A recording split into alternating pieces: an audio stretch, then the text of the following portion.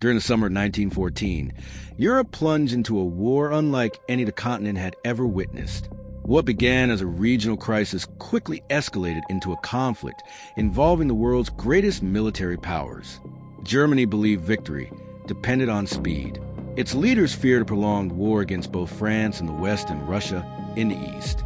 To avoid fighting two major enemies at once, German military planners placed their hopes in an ambitious strategy. The objective was simple in theory but enormous in execution: defeat France within weeks, then move the army east before Russia could fully mobilize. If successful, the war might be over before the end of the year.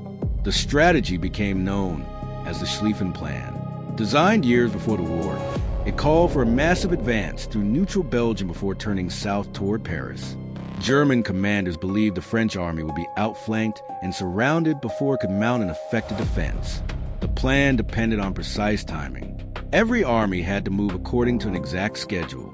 Railways, supply columns, and marching formations all needed to operate flawlessly. Even small delays could create serious problems. As the invasion began, German forces advanced with remarkable speed. To many observers, the plan appeared to be working. Throughout August 1914, German armies pushed steadily across Belgium and northern France. Several Allied forces were forced to retreat. Cities fell one after another. The British Expeditionary Force fought a series of delaying actions, while French units attempted to reorganize. Meanwhile, civilians fled advancing armies. Roads filled with refugees, carrying whatever possessions they could transport. Across Europe, newspapers reported what seemed to be an unstoppable German advance. By early September, German troops stood less than 50 kilometers from Paris. For many, it appeared that the French capital would soon fall. As German forces advanced toward Paris, confidence within the German high command remained high. Yet beneath the surface, problems were beginning to emerge. Weeks of continuous marching had exhausted thousands of soldiers. Supply columns struggled to keep pace with the rapidly advancing armies. Food, ammunition, and replacement equipment often arrived late. Communication became increasingly difficult as units spread across a wide front. The further the armies advanced into France, the more vulnerable their supply lines became. The momentum remained impressive, but the conditions necessary to sustain it were beginning to weaken. At the same time, French military leaders searched desperately for an opportunity to strike back. The defense of Paris was placed under the command of General Joseph Gallieni. Gallieni understood that simply waiting behind the city's defenses would allow Germany to dictate the course of the campaign. He believed the counteroffensive had to be launched before the German armies could fully consolidate their positions. Working closely with French Commander-in-Chief Joseph Joffre, plans for a major counterattack began to take shape. Time was running out. Every hour increased the danger to Paris. German commanders also faced critical decisions. General Alexander von Kluck altered the direction of his army during the advance. Instead of moving west of Paris as originally envisioned, his forces turned southeast in pursuit of retreating Allied troops. The decision appeared logical from a tactical perspective. German commanders believed they could destroy the withdrawing enemy before reaching the capital. However, this maneuver exposed the flank of the German First Army. It also created a widening gap between neighboring German formations. French reconnaissance aircraft soon detected the opportunity. On September 6, 1914, the First Battle of the Marne began. French and British forces launched coordinated attacks against the exposed German flank. The fighting spread rapidly across a broad front stretching along the Marne River. For 6 days, hundreds of thousands of soldiers battled across fields, villages, forests, and river crossings. Neither side fully understood the scale of the unfolding confrontation.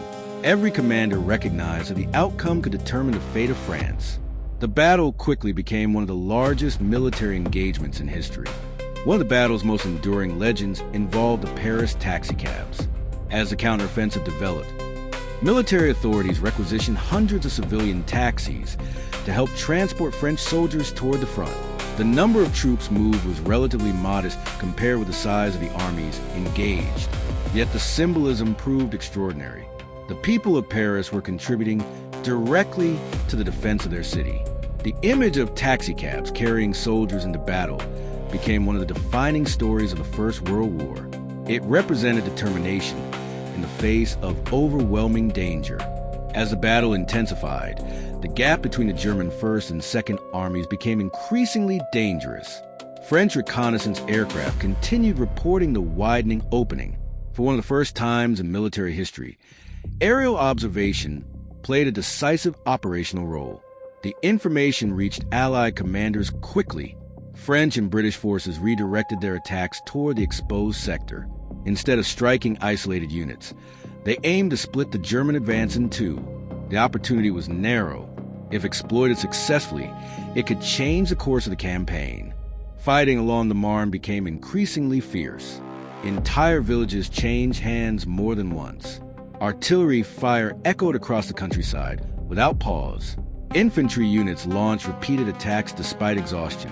Commanders struggled to maintain communication as conditions deteriorated. Both sides suffered heavy casualties. Yet German forces gradually began losing the initiative. The rapid advance that had carried them across Belgium and northern France was slowing. Momentum, once Germany's greatest advantage, was beginning to fade. German commanders soon recognized the growing danger. The exposed gap between their armies threatened the integrity of the entire front. Continuing the offensive now carried enormous risks. After evaluating the situation, orders were issued for a general withdrawal toward the Marne River. The decision marked one of the most significant turning points of the war. For the first time since the invasion began, Germany abandoned its advance into France. The offensive that had promised a swift victory was over. Paris had been saved.